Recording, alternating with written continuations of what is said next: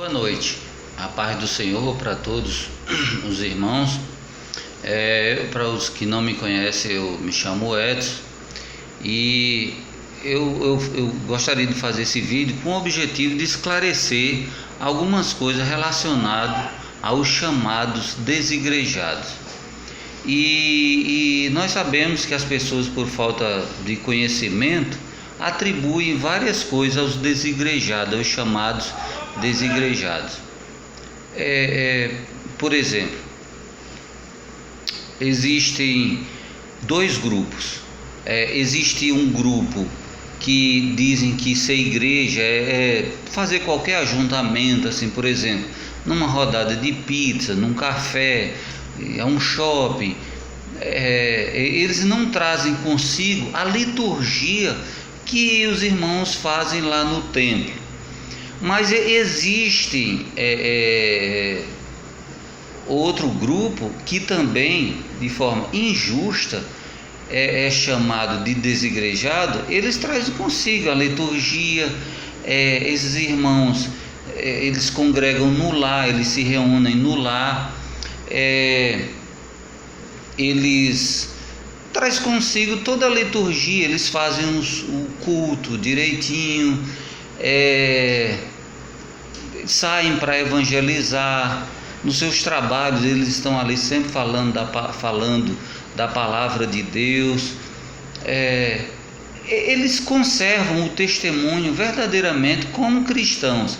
E ainda assim, esses irmãos, pelo fato de não terem um templo, eles são chamados de desigrejados, que eu acho injusto. É um julgamento injusto. Quando a gente vai analisar o significado de igreja, eclésia não é templo, não é um prédio. Eclésia é um ajuntamento de pessoas, e no grego esse termo eclésia era dado para qualquer ajuntamento. Inclusive, lá em Atos, tem uma passagem em Atos dos Apóstolos que chama lá um grupo de idólatras que se reuniram para discutir sobre as pregações de Paulo, que estava atrapalhando o comércio deles, que eles fabricavam imagens para vender e estava atrapalhando o seu comércio. É chamado de eclésia, um ajuntamento de pessoas. Só que o que define, na minha opinião, uma igreja ser do Senhor é o que eles estão fazendo lá, é a adoração ao Senhor, você ter os elementos de culto, que é a oração, o louvor, a pregação da palavra, você exercer a misericórdia, a bondade, o fruto do Espírito. E ainda assim, justamente essas pessoas são chamadas de desigrejados. Eu acho que as pessoas que julgam e nos julgam dessa forma, elas estão cometendo um equívoco. Quando a gente vai para a questão do que a Bíblia diz, por exemplo, no Salmo 122, verso 1, diz assim: alegrei-me quando me disseram, vamos à casa do Senhor. Quando o salmista Davi falou isso, ele nem existia templo, ele estava se referindo a Jerusalém como sendo a casa do Senhor, que lá tinha o ajuntamento de pessoas para celebrar a festa da Páscoa, tinha a festa de Pentecostes, tinha as festas judaicas que eles comemoravam, e uma vez por ano eles iam comemorar essas festas de todos os lugares do território de Israel, inclusive pessoas de outras nações também.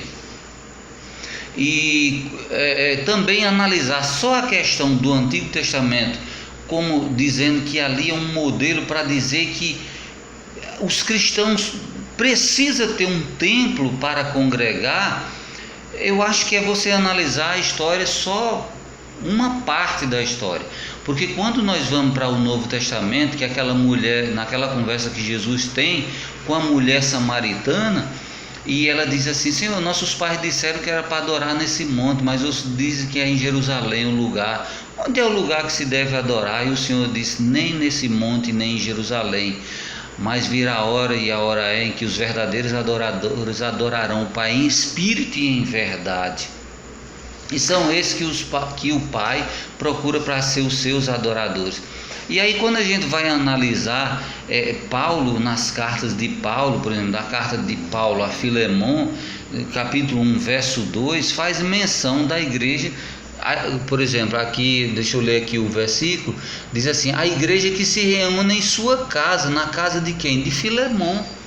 Na casa de Filemon. Então a igreja se reunia nas casas.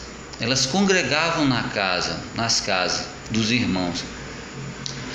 Mas lá em Atos 2 faz menção de que a igreja partia o pão de casa em casa, mas também perseverava unânime no templo.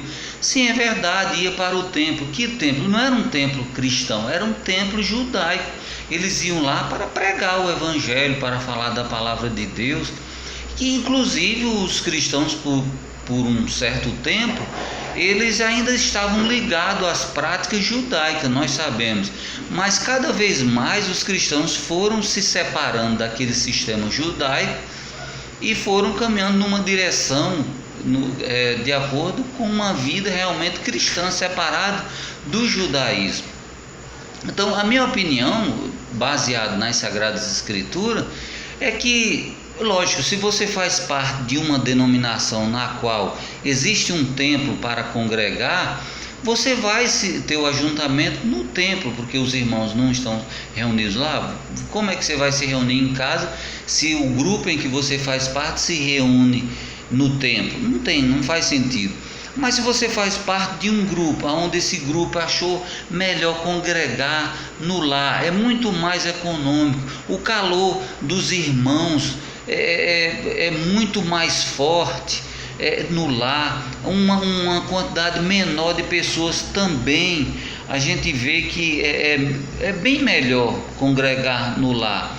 Eu mesmo hoje congrego no lar e é uma bênção, eu acho isso uma bênção. Os irmãos se reúnem lá. Eu posso até voltar um dia congregar num templo, não tenho preconceito com isso, mas eu acho que os cristãos são livres para congregar no lar ou no templo, e eles não são desigrejados por congregar no lar. Inclusive a igreja primitiva, ainda que seja num contexto que eles eram muito perseguidos também, a gente vai entender isso também, mas eles não eram desigrejados por congregar no lar, nas suas casas. Inclusive eles passaram cerca de 300 e poucos anos congregando no lar. Mas também aqueles que, por causa de alguma questão doutrinária, saíram de algumas denominações e são discriminados por conta disso e é chamado de desigrejado por causa disso, eu acho que isso não é justo também.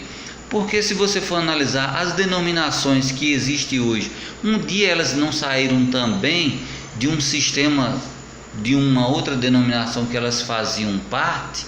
Enfim, todas não saíram. Se a gente for analisar as principais, as mais tradicionais, as mais históricas, não saíram também da Igreja Católica.